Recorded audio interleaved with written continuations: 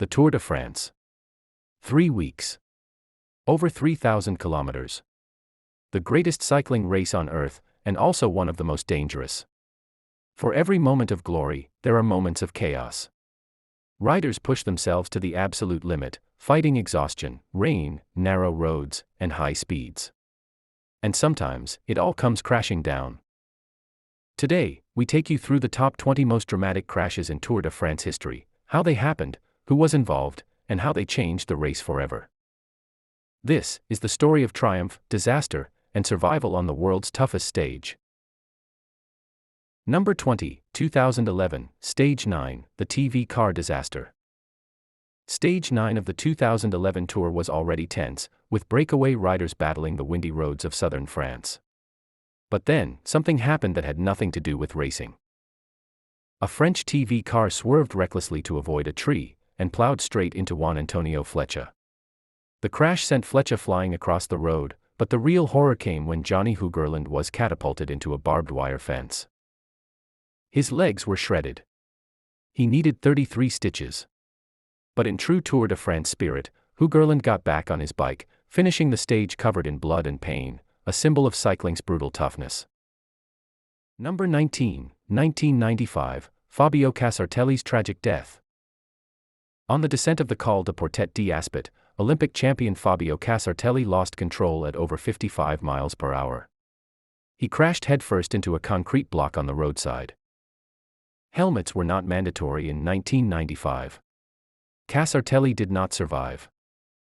The next day, the peloton rode together in silence, escorting his Motorola teammates across the finish line. It was one of the darkest moments in Tour history, and a tragedy that eventually helped push cycling toward mandatory helmet use. 2015, the Stage 3 mass pileup. The peloton was tearing through northern France on Stage 3, when a sudden touch of wheels near the front created chaos. In seconds, dozens of riders hit the tarmac, including Fabien Cancellara, who fractured 2 vertebrae. The crash was so massive, so dangerous, that race officials made a rare decision: they neutralized the stage, halting competition to let riders recover. For fans, it was a reminder that even the strongest champions are just one mistake away from disaster. Number 17, 2007, Marcus Burghardt versus a dog. Sometimes, the danger isn't the mountains, or the weather, but man's best friend. On Stage 9 of the 2007 Tour, Marcus Burghardt was flying along when suddenly a Labrador wandered onto the road. Burghardt had no time to react. His front wheel smashed into the dog, sending him crashing violently. The dog survived. Burghardt survived. But the crash became one of the Tour's strangest viral moments. Number 16, 2016 Mont Ventoux, running without a bike. The legendary climb of Mont Ventoux always produces drama. But in 2016, it turned into chaos. High winds forced organizers to move the finish line down the mountain, creating bottlenecks of fans. Chris Froome, Richie Porte, and Bauke Mollema were leading when a motorbike suddenly stopped in front of them. The riders slammed into the back of it, sending bikes flying. Froome's frame was destroyed. With no bike and chaos all around, he made a desperate decision: he started running up Mont Ventoux in his yellow jersey.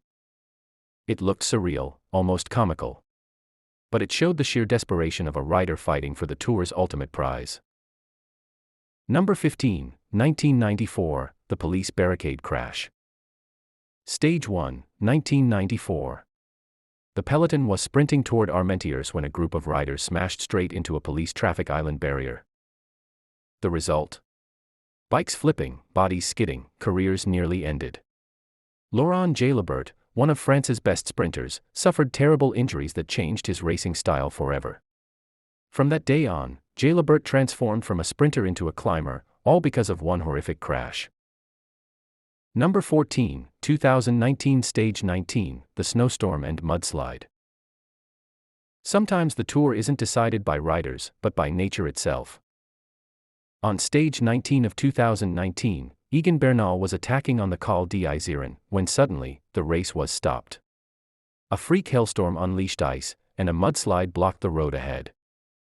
Riders who had just risked everything in a descent were suddenly stranded, shivering, confused. The stage was neutralized.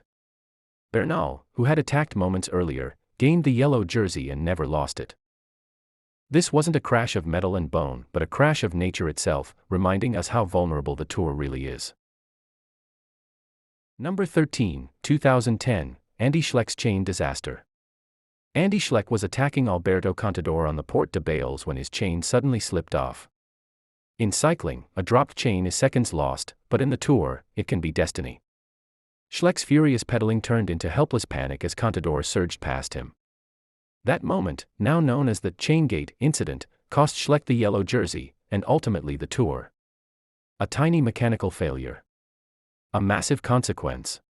When you don't Number have 12, 2017, Richie Porte's horror crash. The Mont du Chat descent is one of the steepest, fastest in the Alps. And in 2017, it nearly ended Richie Porte's career. He misjudged a corner, slid across the tarmac at nearly 70 km/h, and smashed headfirst into a rock wall before bouncing back into the road. The impact was brutal. He was stretchered away with multiple fractures, his dream of winning the Tour destroyed in seconds. Number 11, 2011, Nicky Swenson gets dragged by a car. Stage 5 of 2011 saw one of the strangest crashes ever. A team car tried to overtake riders too closely, clipping Nicky Swenson's bike. The impact ripped his bike from under him, and Swenson was dragged along the road, clinging on, before tumbling violently into a ditch. Miraculously, he survived with minor injuries. But the footage remains shocking to this day. From dogs and cars to rain and ice, from human error to sheer bad luck, the Tour de France has seen it all. Crashes remind us that behind the glory of the yellow jersey lies constant risk. Every rider who lines up in July knows, in one heartbeat, dreams can be shattered. The Tour de France is not just about victory. It's about survival. It's about getting back up when the world knocks you down. And it's about remembering those who never got the chance to rise again. So the next time you watch the peloton flying at 60 km/h, remember, every rider you see has already made peace with the danger. Because at the Tour de France, crashes are not the exception. They are part of the story.